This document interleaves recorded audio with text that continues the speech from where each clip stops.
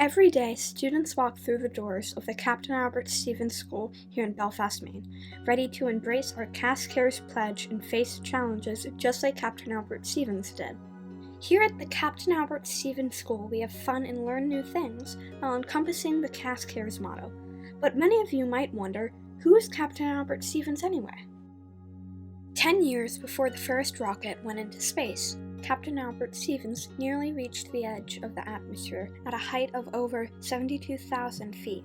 That's taller than 2 Mount Everests. And he set an altitude record in Explorer 2 that lasted nearly 20 years. While he was on this adventure, he took a photograph of the curvature of the Earth. As we celebrate the 90th anniversary of Captain Albert Stevens' high-altitude ride in Explorer 2 and our school's 20th anniversary, we remember achievements of our school's namesake and reflect on how our school and community have grown and improved. Our school's motto is called Cask-Cares. This motto reminds us to embody important traits just like Captain Albert Stevens did. We embrace challenges by showing perseverance and striving to reach our full potential. We communicate and contribute like Captain Albert by asking questions and sharing our ideas. Hi, I'm Una, and this is Gus, Edith, Goose, and Reed. Welcome to our documentary about Captain Albert W. Stevens.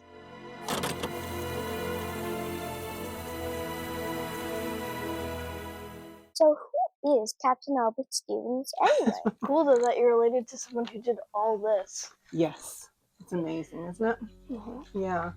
Albert W. Whitten was born on March 13, 1886 in Belfast, Maine, to Alice and Nathan Whitten. He was a child who was adopted at 5 months old. His mother died, and his mother his adoptive mother were good friends, is what I understand. And they promised each other that if something happened to one or the other, then they would take the children. They ended up just taking the baby because Nathan, Captain Albert's father, had 2 other children that he continued to raise. His biological brother Ralph and he knew each other, but he was raised by the Stevens family.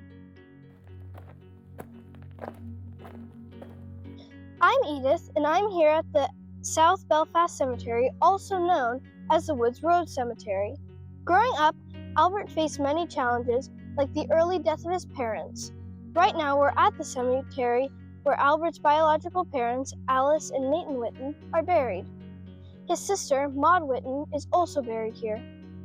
Albert's mother, Alice Whitten, died at age 27 from tuberculosis when Albert was only 5 months old. Maud was only a little girl, about 13 months, when she died, probably also from tuberculosis. Albert's father, Nathan Whitten, died at age 68 when Albert was 10 years old.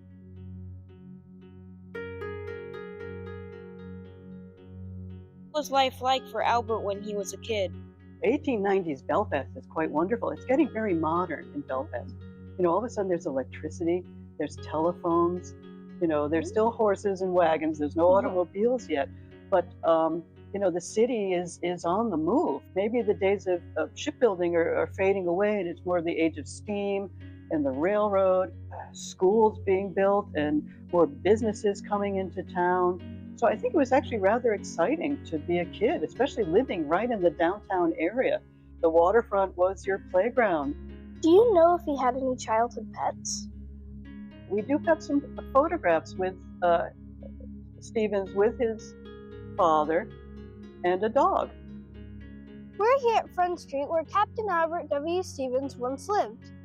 Back in the day, there used to be more ocean than there was land. Do you know the train tracks that are at the edge of the water? Believe it or not, they used to be entirely suspended above the water. When Albert was just a boy, he lived at the edge of the sea, but he didn't live a very rich life. That's because he lived in front of a giant landfill, which slowly piled up and became solid ground where Front Street Shipyard is today. Hi, I'm Gus. As an adult, Captain Albert Stevens was named Daredevil of the Skies. In his biography, he wrote that the most dangerous thing he did was jumped off the Kilgore family barn. he jumped off using an old rope swing tied to an apple tree, which is now the house that's behind us. It's owned by the Kilgore family, Dr. Kilgore. This is the house, the first house on the right as you go up Primrose Hill. Where did Albert go to school when he was a kid? Albert Stevens' school that he went to was just up the street on Bridge Street. Now it's known as Anderson Street. My name is Edith, and right now I'm at the Crosby Center. Back when he was young, Captain Albert W. Stevens went to school right here where the Crosby Center is. Albert graduated in 1903. That year, only 10 students graduated, including him. Captain Alberts went to a school that was built in 1824.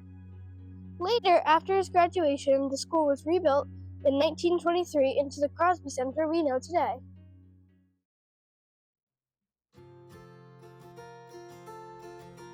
Why did we build Captain Albert Stevens School anyway? This building was planned. I was on the school board and a member of the building committee.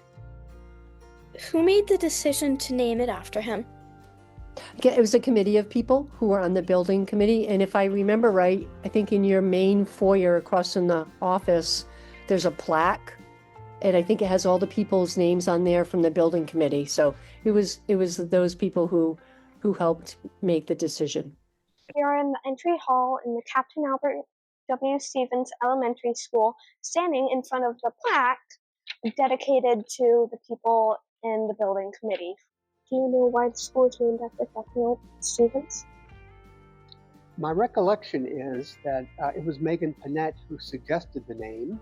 That's where kind of my role was, coming in and presenting to the school board and that committee at that time, and presenting to them Captain Albert W. Stevens as a good name for the school.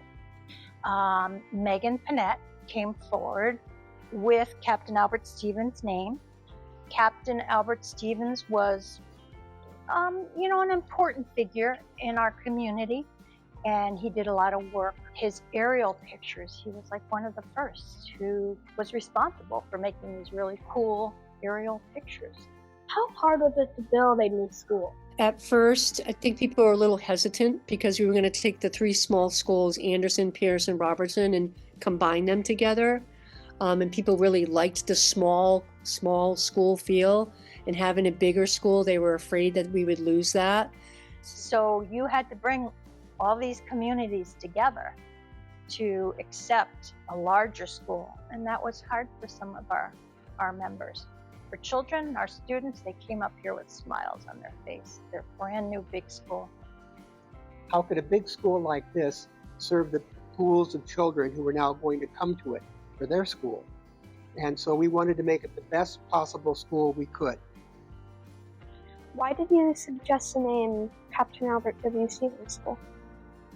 We've called other schools in Belfast after prominent people. Let's put forward Captain Albert Stevens. I was also all of a sudden in touch with Stevens's niece, Bobby Whitten, after she found out that yes, we did know about her Uncle Bert. She sent us all this information. So all of a sudden we had a lot of information to back up that suggestion. So there was the Governor Anderson School, which is now Waterfall Arts, the Robertson School, which is now Waldo Cap, and Pierce School, which is now a private residence. So I was teaching at Robertson when they were building Cass, Robertson just down over the hill there. So we saw it being built, and were the very first group of teachers to begin teaching here. We were building the school. I was at the Robertson School. That was one of my schools as principal, and we could always hear the machines in the background getting ready. I think it took 2 years. I think it took them 2 years to get it ready. We knew there was only going to be one choice, that is one new school replacing three. We looked with pride on the completion of this school, came to its grand opening. We're very excited by what we saw here and continue to be very excited about the building of this place and the remembrance of the name Captain Albert Stevens. What was our school like when it first opened? That was beautiful, and I'm sure it's still a beautiful school. The two different entrances for drop-off and pick-up and buses. the walking paths in the back. I don't know if you guys still use the hill behind the school to go sledding. We loved that. There's so many beautiful parks. Close to nature and things like that, growing up in a small town in Maine. To be outside, to be learning outside, and there were so many things you could do. When the school was first built, what was your favorite part of it? It was definitely the library. I remember thinking how magical it was.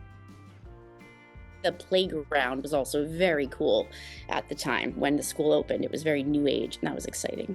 It was just such a welcoming place. It's a beautiful school. What was it like teaching music at the brand new Captain Albert Stevens School? Oh, it was really exciting. It was the highlight of my week. I really enjoyed my time at Cass School. I remember being able to go out in the woods a lot, going on hikes in the woods, spending a lot of time out on the playground. I remember a lot of my teachers. We had really amazing teachers.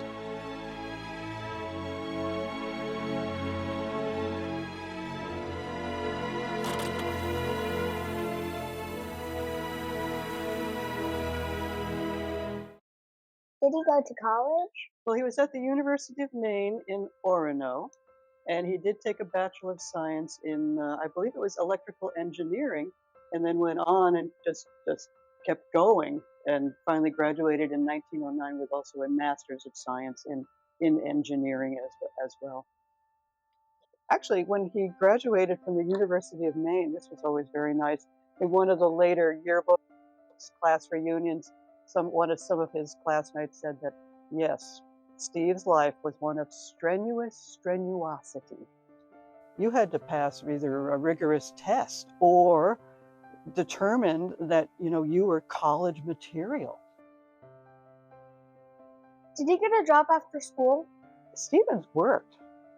Even at UMO, he's working running the steam plant. He's making money, and he's actually sending money back to his father, to Andrew. They said, even though he was a member of a fraternity, they never saw him because he was always working.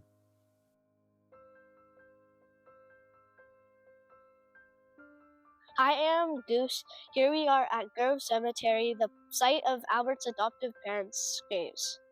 His challenges continued as a young adult. His adoptive mother died in 1904 when he was 18 years old while he was a college student at the University of Maine in Orono. Albert's adopted dad passed away in 1911 when he was 25 years old. So I like to tell people that here in Grove Cemetery, first of all, this black granite is Lincolnville black granite, quarried, locally and cut here. And Captain Stevens made all of the arrangements for this stone to be cut and to be placed here in Grove Cemetery, with his adoptive parents, listed on it. He was very close with his brother Ralph. Ralph, who was a little bit older than he was, Ralph got him the job out in gold mining and out in Idaho the first time. And then, Ralph, just was Ralph, his wife, and the two children. They were his family, at that point. So he was extremely close to all of them. Can you tell us about his job working for the gold mining company? At college, he helped run some hydroelectric plants. That's where they put the water through a dam and generate the power. And there was a company in Boston called the Boston and Idaho Gold Dredging Company. And with his knowledge, they hired him to go out to Idaho and finish building a dam and a power plant to generate power for their big dredge in the basin while they were excavating for gold. His first 3 years, he worked there in the Idaho area, and then he went to Alaska for them in 1914, working up in Nome with the dredge up there. He and another man dog sledded south out of Alaska. What? The USA just joined World War I? I have to go get the dogs to march 1,000 miles and enlist. Albert Stevens felt that serving his country was very important. He took his dog sled and mushed 1,000 miles so he could enlist in the army.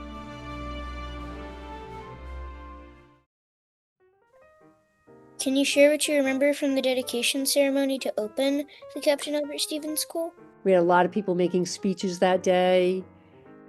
It was a beautiful day, sunny day. A lot of people wanting to come in and walk through our building. But I think so many people came. I think all of the school board and the building committee, many of the teachers who would work here, and the community at large. We all came together to celebrate the opening of this beautiful place.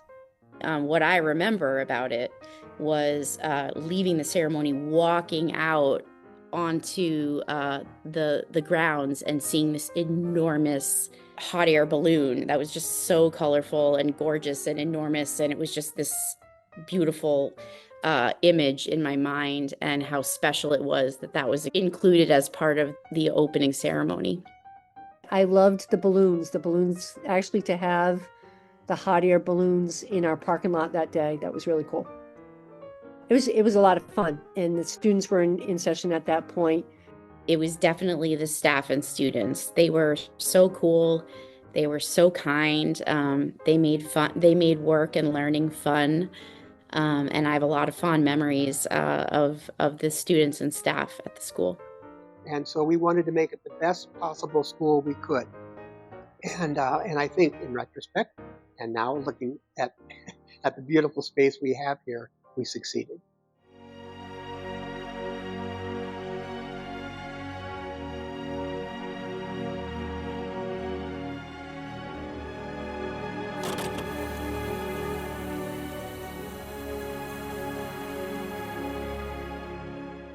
Why is he called a captain? When this country went to war in 1917, he sailed back to Seattle. His first stop in Seattle was a recruiting station saying, I want to join this man's army. They said, we want to make you an airplane pilot. Unfortunately, he was not coordinated enough to learn how to fly. So he washed out of flying school. But sometime during that process, he did say, oh, by the way, I'm a very good photographer, which he was. He took that up in college and was a very good photographer. So they sent him to Cornell University in Ithaca, New York, to the Aerial Photography School. And so right away, they knew they had someone very special. What was his job in the military? The 88th Squadron Photographic Unit. He was in charge of aerial and ground photography. That really was his job. Stevens was put in charge of what they called a photographic section, but he didn't like what he saw coming in by the photographers. They would go up to like 3,000 feet and take a picture looking straight down. That doesn't give you much definition of what's on the ground. So he goes, no, what we should be doing is flying much lower and taking a camera and shooting at an angle called an oblique angle, which will give you more information. And he took a machine gun mount in the back of a biplane and mounted his camera on there and said, this is the way you need to do it. And at that point, because of his position, he could go ahead and start just being a photographer also. And he stayed there after the war and spent the first half of 1919 taking photographs of all of the aftermath of the war, all the destruction and everything. And so he became very famous towards the end of World War I simply because of his skills as a photographer. Wow, that's amazing. What else did he do when he was grown up? He remained in the Air Service, as they call it the Air Service at the time, as their chief photographer. In 1922, and Stevens had already learned to parachute, he went up in a three-man bomber. So this was still open cockpit. And at 24,200 feet, he jumped out of the airplane and pulled his parachute, and he flew 20 some miles across country over the Ohio farmlands. And when he landed, he set a world's record for a parachute jump. He had the pilot, on the way up to Orono, let's fly over my old hometown. And so he did, and he took this nice series of, I think, 6 or 7 aerial photographs showing Belfast in 1923. which you have enlargements right here in the school, out in the entryway. It was actually in November of 1923. He was photographing over in New Hampshire. He was photographing the White Mountains, aerial photography, and he was getting on his way to the University of Maine for a class reunion. Oh. And so he got his pilot, because the man really didn't like to drive anywhere. He liked to fly more than anything else with a pilot. What was his job as a National Geographic photographer and explorer? That's a good question. He discovered his photographs in the early 1920s and found them very wonderful and stuff they'd like to put in their magazine at the time. And so the first pictures that were shared with them that he took would have been around 1920, 1921. Over the following years, he would go out on assignments with the military, but always collect photos that he knew he could share with the National Geographic. Slowly over the years, he would be released for a while and go out on expeditions. And when he went out on expeditions with the society, they would actually pay him then for that. So that's the only time he actually worked for them, but most of the time he just worked with them. Well, as he continued being in the Army Air Corps throughout most of his life, his position really was it was a nice marriage between the Army Air Corps and the National Geographic Society. So he just kept going with his aerial photography and scientific explorations. And he was their aerial photographer. He wrote the articles for the National Geographic magazine. Plus, they also helped sponsor some of those expeditions that he was on.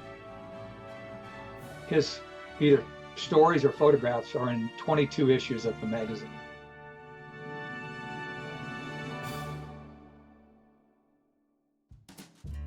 At Captain Albert Stevens School, we communicate and contribute by stepping out of our comfort zone and working to complete quality projects. Every member of the community at Captain Albert Stevens School communicates and contributes, accepts others with a kind smile, respects and responds, embraces challenges, and strives to be safe, friendly, honest, and peaceful. How do we communicate and contribute? We work together when we participate in STEAM projects. Communicate by starting new conversations. One thing that kind of stands out that I remember doing at CAS was writing a grant for a bunch of ORF instruments. ORF instruments are like xylophones and metallophones, things like that. And at the time, in this brand new school, I was like, oh, this would be so cool if we could outfit it with a full classroom set of ORF instruments. So I remember that kind of being an exciting part and starting a little ORF ensemble before school.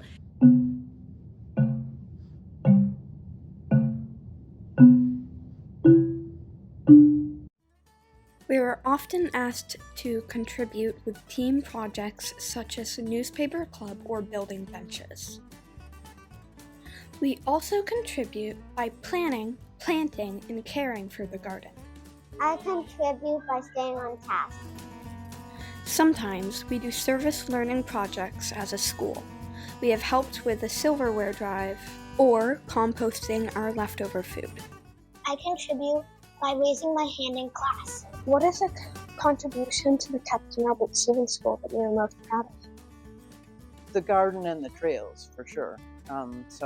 In the beginning, you would be surprised how hard it was to find a site for the garden, because this is a really big piece of land that the school sits on. But a lot of it is too steep or too wet or paved.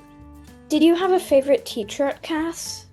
I think my favorite teacher when I was at CAS was Miss Kruger, because she had a lot of really cool projects and programs that we did.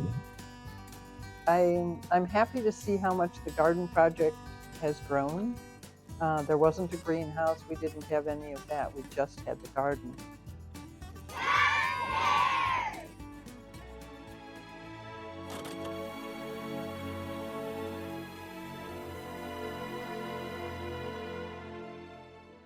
He wrote at one time, in general, he was never really afraid of any of these things that he was doing because he was really well prepared.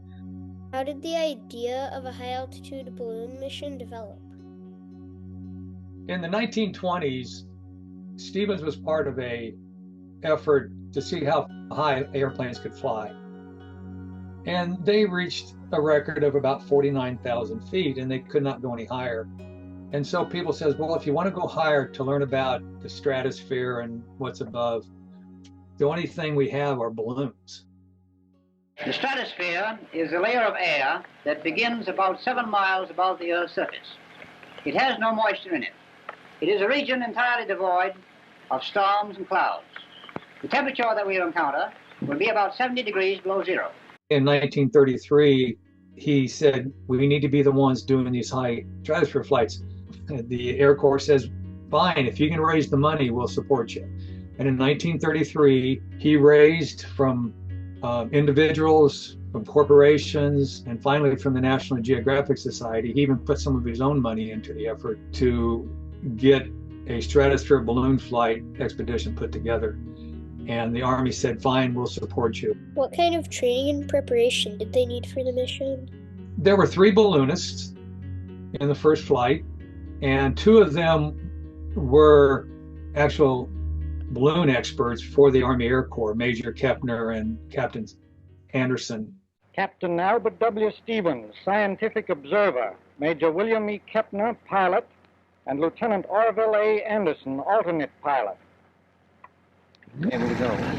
Well, I hope to go 70,000 plus, but when we get up to 70,000, when we get there, we'll think about the rest of it, and we'll certainly play this shot safe. I think that we found a spot where we can make it successfully and give them a good takeoff.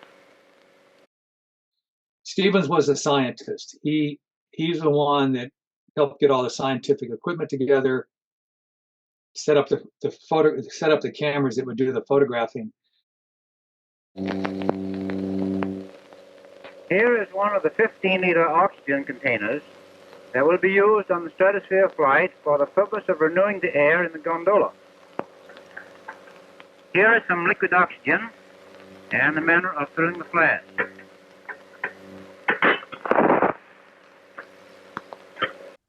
What was Explorer 1 made out of? The gondola was made from a special metal developed by the Dow Chemical Company called Dow Metal. Dow Metal was made from brine from deep wells, and it was much lighter than aluminum, but much stronger than aluminum. In fact, it was so strong, the gondola skin was only 3/16 of an inch thick, but it was able to support a lot of weight. This is the gondola with which we propose to make an ascension into the stratosphere. They just had to really understand what their responsibility was inside the gondola while it was, ascending to great heights. This side of the gondola is shown here with the shelves and the gondola to a scale of 1/5. Here is an oxygen bottle, which actually is this size in full scale. Everything has been prepared on a scale of 1 to 5, and here we have the skylight spectrograph, the horizon spectrograph, the large cosmic ray electroscope holding 600 pounds of shot. So they'd have to manage the scientific equipments. One would be in charge of ballast. And so they did 1 or 2 mock-ups. Very light, weighs 450 pounds, is 8 feet 4 inches in diameter. They actually locked themselves in the gondola on the ground, sealed it up tight, started creating artificial air, and would make sure that everything was okay. And that was about all they did in preparation. The flight of Explorer 1 was a huge event. It was about as big as the moon landing was in 1969. There were reporters from all over the world at the Stratospole launch site in South Dakota, one of which was NBC News. Tracking planes followed and filmed the flight of the balloon. Stevens even reported a live broadcast from inside the gondola as it ascended to the stratosphere. One of the most amazing parts about the whole ordeal is that Amelia Earhart actually came to the site of Explorer 1. She even climbed into the gondola to see what it was like. Captain Stevens and Major Kepner, daring Army Eagles, prepare for the world's highest flight into the stratosphere. The captain, who will be the observer, stows into the 8-foot gondola scientific apparatus that they expect to carry 15 miles up. Instruments to record the mysterious cosmic rays, air testers, and special cameras are included. All this will be hoisted by the largest balloon ever built. 1,500 cylinders of hydrogen gas are needed for the balloon's capacity of 3 million cubic feet. At 2:10 p.m. on Friday, July 27, 1934, Major William Kepner gave the order to begin filling the balloon with hydrogen gas because the weather looked good for the launch. It took all night to inflate the balloon and attach the gondola. At 5:45 a.m. on July 28th, the gondola began to ascend out of the Stratus Bowl launch site. They had to drop ballast weight to get up past the cliff face because there was wind at 400 feet. By 6:15 a.m., they had reached 14,500 feet, but their ascent was slow, only rising about 1,000 feet per hour. By 11 o'clock, their altitude was 40,500 feet. They traveled up to 60,613 feet. That's 11 miles up in the stratosphere when the disaster struck. The hydrogen in the balloon just exploded. It's on fire. We're going down. Oh no! We can't open the hatch because we're 60,000 feet up and the air pressure is too high. The altimeter is dropping. We're at 7,000 feet. We can jump now. Open the hatch. Hurry!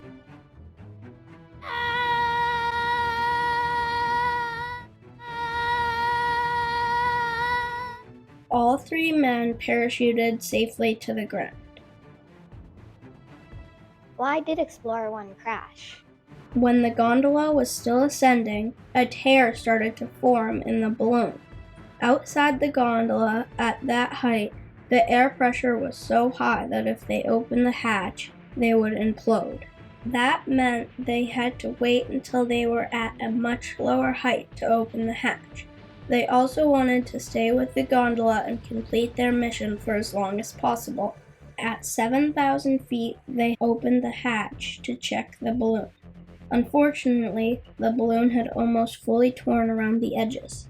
It was only held on by a thin strip of the balloon and the ropes that support the gondola.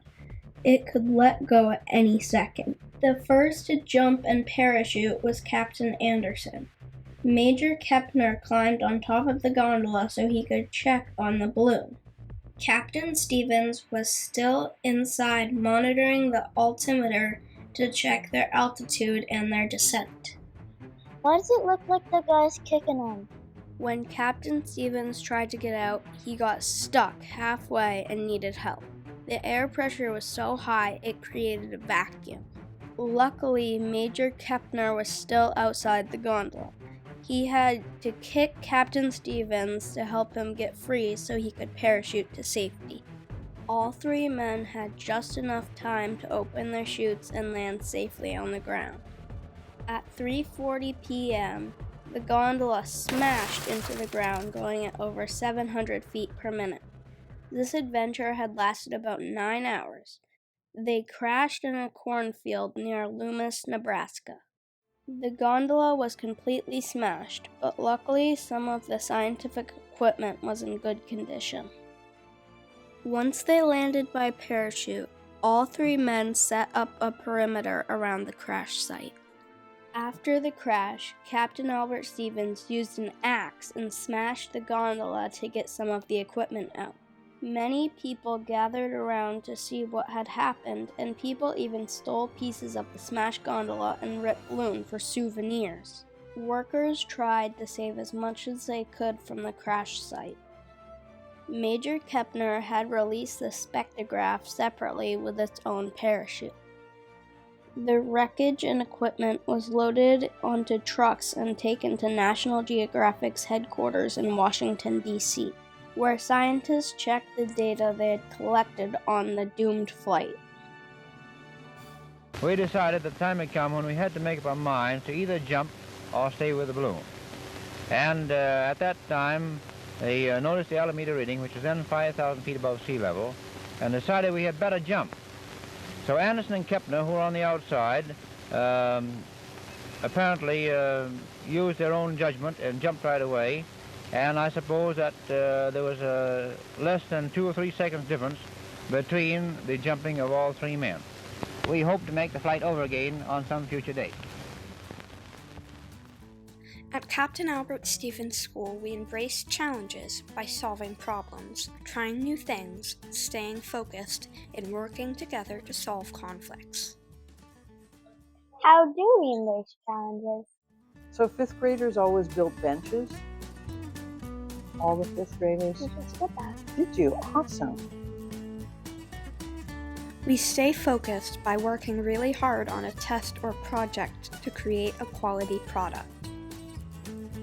I embrace challenges by being a team leader and always raising my hand during trainings and being willing to jump in. One way we solve complex problems is to participate in math and chess competitions. I embrace challenges by making sure that my students get what they need every day to be successful. We try new things, like creating a documentary or gathering data from a science experiment. I embrace challenges by serving 175 lunches a day with the help of my coworker Marnay. We work together to solve conflicts by taking responsibility for our actions and talking it out together. All of the hands-on things, especially the things outside, mostly were the things that were the most exciting to me.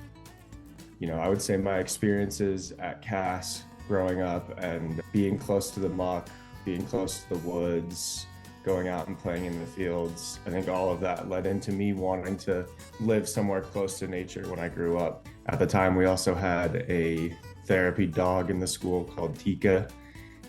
So I remember Tika. But yeah, just all in all, I remember it being a good experience.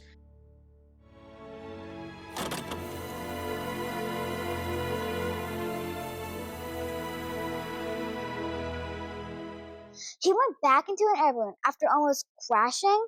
In the spring of 1935, National Geographic and the Army Air Corps began preparation for another high-altitude balloon assembly. To prepare for Explorer 2, hundreds of South Dakotans worked on the site and $19,000 were raised. After Explorer 1 crashed, the funding for Explorer 2 was cut in half. The portholes of Explorer 2 were also widened so it would be easier to get out of the gondola. The flight was planned to occur in July, but there was a delay. The balloon had ripped open while it was being inflated, which set the launch back. Here is the spot where the flight will soon start, and 2 of Uncle Sam's bravest will risk their lives in the cause of science. Here is one of the oxygen flasks on which the lives of the 2 explorers depend when they can no longer breathe the outside air. The most important science apparatus on the gondola at that time was a cosmic ray apparatus. Dr. Swan, what is your field in this stratosphere investigation? Our particular object is to investigate certain of the cosmic rays, which will reach the stratosphere from outside, but which are not sufficiently penetrating to strike through the atmosphere and reach the surface of the Earth. The scientists at that time were fascinated in what cosmic rays were and how they could be captured. So there was a cosmic ray apparatus. There was 2 different types of barometers, and they would be used for checking altitude. 3 different spectrographs, and they were used to capture light so they could determine the intensity of light at high altitudes. A meteorograph to capture air pressure and temperature to help establish altitude. We did a container of spores to high altitude and see if the spores would stay alive while they were up there, which they did. So when you see pictures of the balloon, when it started out, it's kind of teardrop shaped, but by the time it gets up to that high altitude, it's almost a complete circle. This time, the balloon had to be bigger. So the second balloon in 1935 was 3,600,000 cubic feet. for that flight. They would have started around 9 o'clock in the evening, allowing the helium to flow into the balloon. And it took about 6 hours to completely fill it. Explorer 2 launched on November 11th, 1935 at 7:01 a.m. They lifted off from the Black Hills of South Dakota at the stratosphere.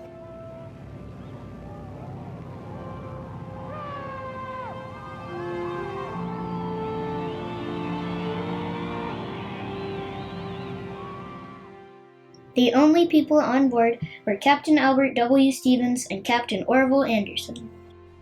Explorer 2 went up 72,395 feet, which is 14 miles above the ground and in the stratosphere.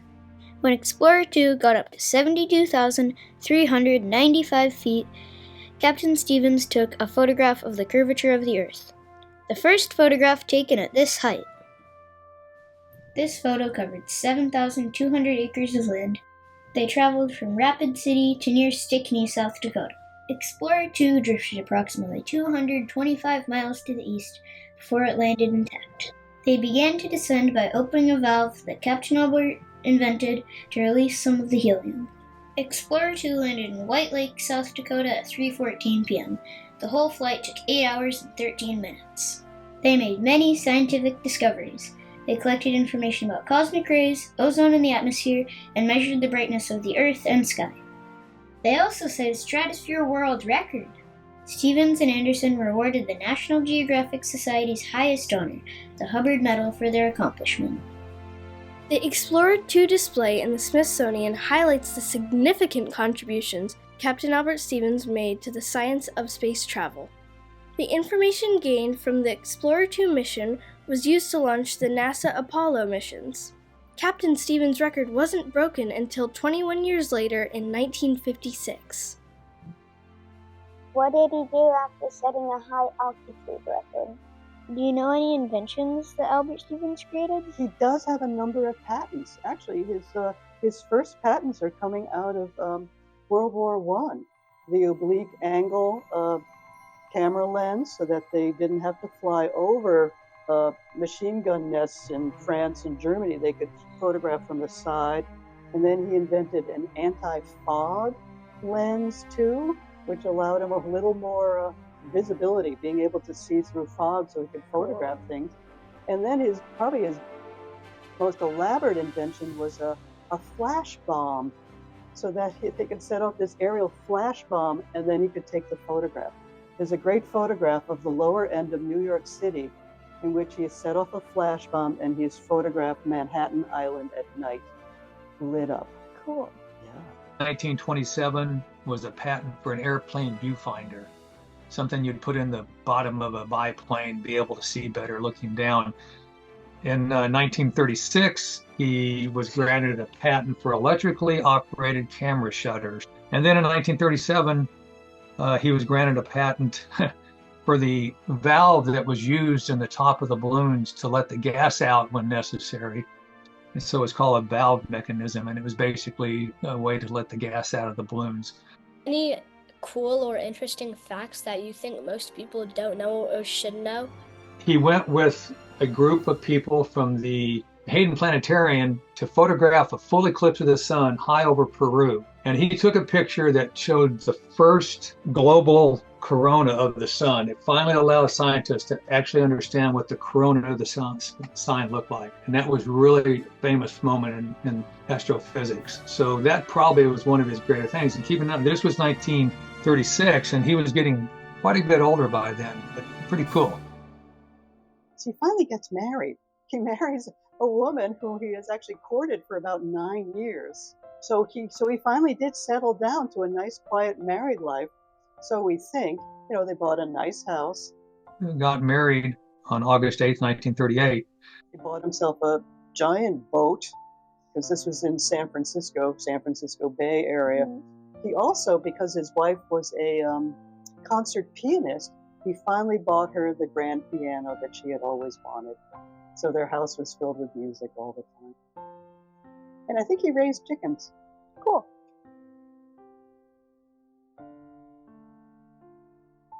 In In 1940, Stevens was promoted to lieutenant colonel and put in charge of all the photographic activities at Lowry Field in Denver, Colorado. And he was there until April of 1942 when he retired. By then he had some medical issues and it was just time for him to retire. He and his wife, they moved to San Carlos, California, a little town just south of San Francisco. He liked that area from a lot of travel he had done out there. And they just lived basically a quiet life there until he passed away in 1949. On March 26, 1949, Stevens sadly passed away at 63 years old in San Mateo, California. He was buried in Golden Gate National Cemetery in San Bruno.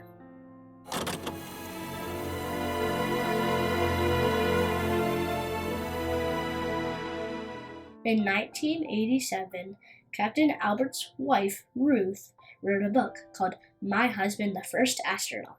In her book, explorer Bradford Washburn said, "Steve was one of my heroes, the most brilliant man I've ever known and an inspiration to all of us who knew him.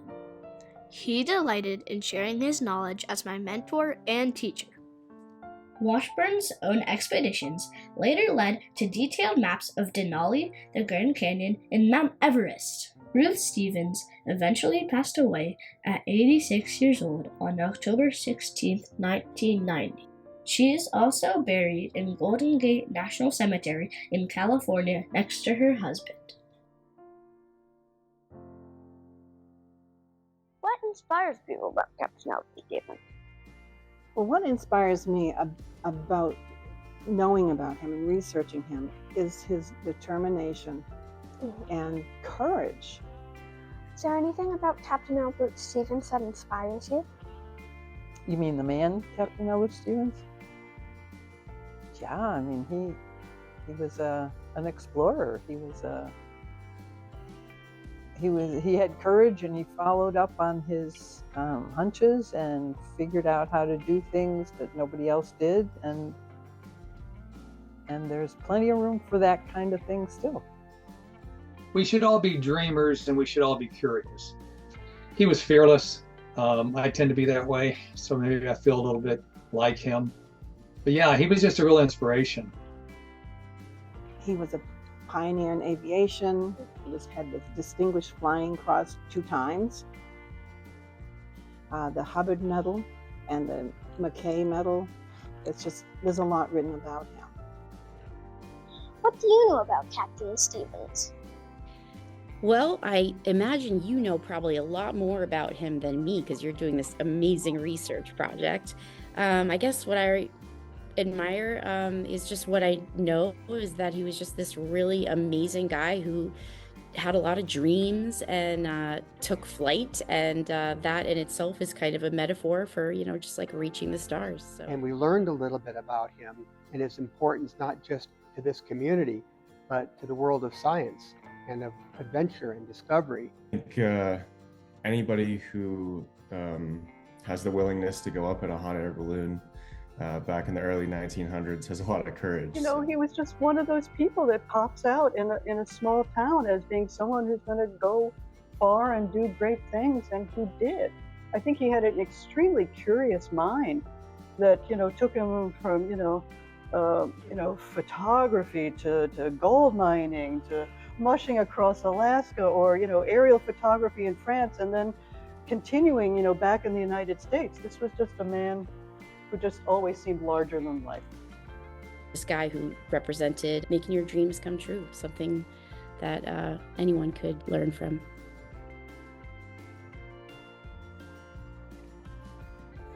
What does it mean to you to see the school celebrating its 20th anniversary? It's crazy. It's amazing. I guess really, really listen to your own heart. Try not to get boxed in by all the things that people tell you you're supposed to do, and figure out who you really are.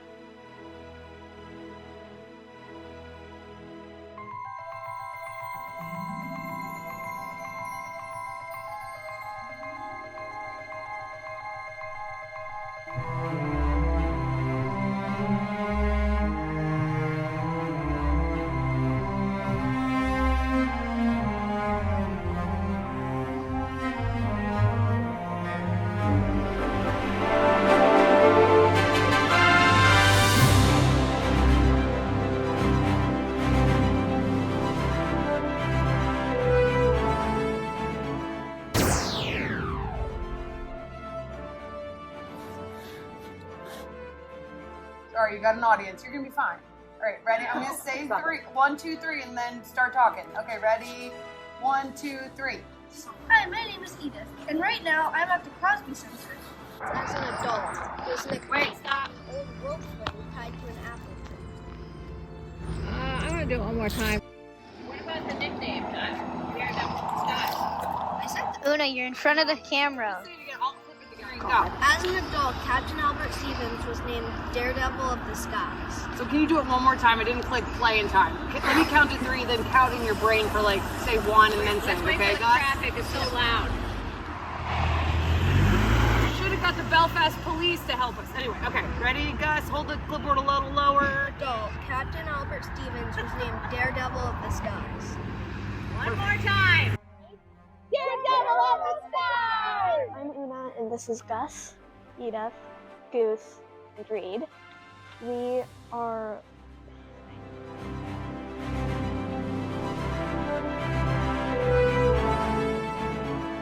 1,000 feet up, and the air pressure is too high. The altimeter is dropping. We're 7,000 feet. It's okay. 3. Whee! Really climb up and be like, yeah. Raise your arms, buddy. Yeah. You guys don't seem all that scared. 3, 2, 1.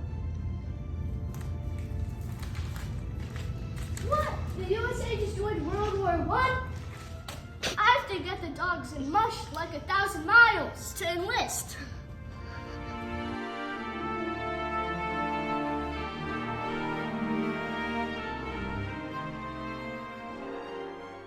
What inspires you about Captain Albert Stevens?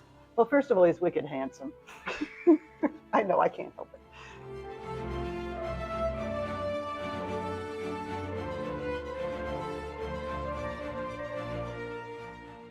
Why did you choose to be a 5th grade teacher? Oh, because 5th graders are the best.